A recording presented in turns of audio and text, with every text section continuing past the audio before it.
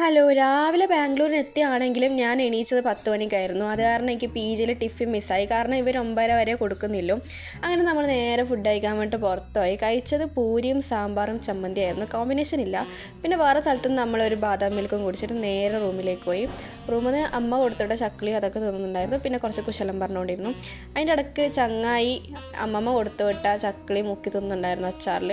വൈകിട്ട് നമ്മൾ നേരെ പുറത്തു പോകാമെന്ന് പ്ലാനിട്ടു. അങ്ങനെ ചങ്ങായിമാർ 10 കുപ്പായം മാറ്റിയിട്ടിട്ട് നമ്മൾ അവസാനം ഇറങ്ങിയാണ്.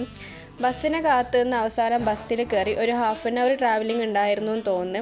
പിന്നെ ബസ് സ്റ്റാൻഡ് എത്തിക്കഴിഞ്ഞിട്ട് നമ്മൾ നേരെ മെട്രോയിൽ പോകാമെന്ന് പറഞ്ഞിട്ട് പ്ലാനിട്ടു. മെട്രോയിൽ കയറി നേരെ നമ്മൾ ലുലു മാളിലേക്കായിരുന്നു.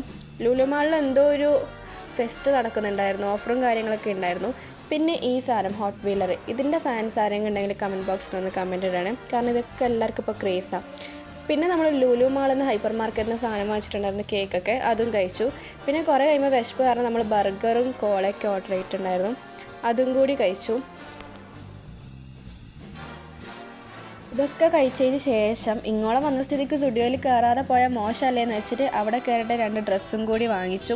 പിന്നെ നേരെ പി ജിയിലോട്ട് വിട്ടു.